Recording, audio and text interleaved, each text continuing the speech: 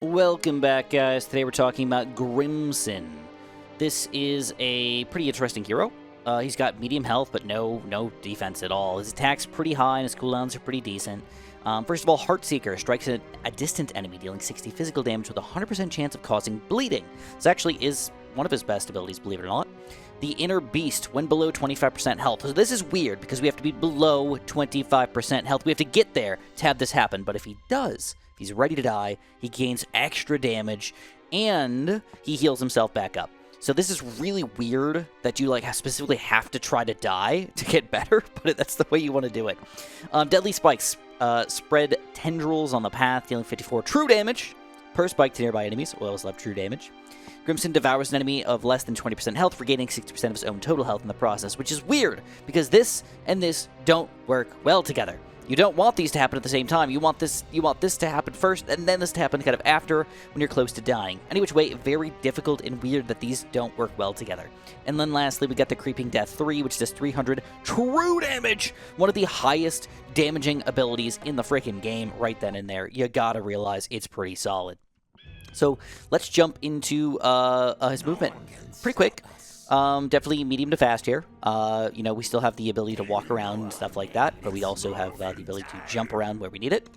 As far as health is concerned, 400, so we're pretty high on health overall. So he's got to get down to 100 health before he transforms into the monster here. And then in addition, we've got a pretty reasonably high attack. I don't know how else to put it. It's pretty reasonably high because he attacks pretty quick. He just kind of swipes and everything, does his abilities pretty decently. You're going to see just going back and forth, left-handed, right-handed. Definitely looks kind of cool. I got to admit that the coolness factor of the look is actually pretty interesting in itself. I don't know how else to put it besides the fact that I think the hardest part about him is the getting hurt and actually getting close to dying here so we can turn into the monster.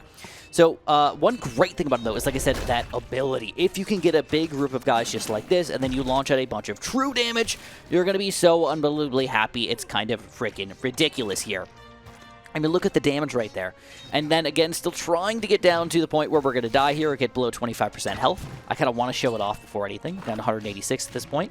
Might have to move him over here and actually get attacked by some of these guys. And also, you're going to notice when there's guys trying to sneak through, we can still use our tentacle to just shoot out and try to pierce some of these guys. All right, just below 100 health now. We turn into the monster. And when this happens, we get to not only heal up, but we don't maximize our healing automatically. It's not like, oh yes, this is a guarantee. We will be full health very, very soon. If we're fighting a strong enemy, they can still hurt us more than we can heal up. So it's not automatically a good thing for that monstrosity right there.